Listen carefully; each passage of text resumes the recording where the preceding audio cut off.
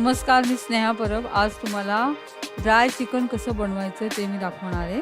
त्यासाठी लागणारं साहित्य: चिकन, आलं लसूण पेस्ट, कढीपत्ता, मीठ, मालवणी मसाला, कोथिंबीर। आता मी या चिकनला आलं लसूण पेस्ट, मीठ आणि मसाला लावून 10 मिनिटांसाठी मॅरिनेट करून ठेवले।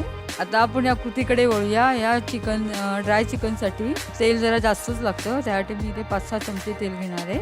आता कढीपत्ता टाकला आहे। आता आलं लसूण पेस्ट थोडी आणखी टाकणार, त्याच्यामध्ये लावून ठेवली आपण चिकनला, जरी अजून टाकणार आहे। आणि त्यानंतर आपण त्याच्यामध्ये चिकन टाकणार आहोत, चिकनचे पीस टाकणार आहोत।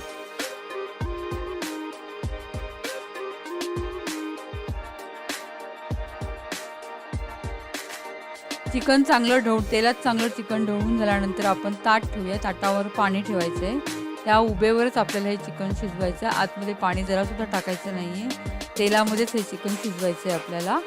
5 मिनिटांनंतर आपण ते उघडून बघूया।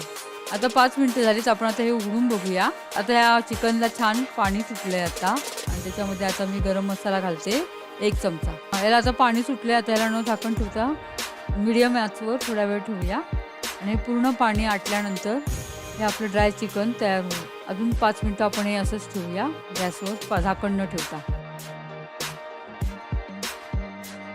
हे आता आपलं ड्राय चिकन तयार झालं, पाणी पूर्ण आटलं ह्याचं। आपण आता ह्याच्यात थोडी कोथिंबीर टाकूया। आता हे थंड झाल्यानंतर आपण प्लेटमध्ये सर्व करूया। जर हा माझा व्हिडिओ तुम्हाला आवडला असेल तर माझ्या या व्हिडिओला लाईक करा। माझे लेटेस्ट अपडेट हवे असतील तर माझ्या या यूट्यूब चॅनलला सबस्क्राईब जरूर करा। आता भेटू आपण नेक्स्ट व्हिडिओमध्ये। नमस्कार।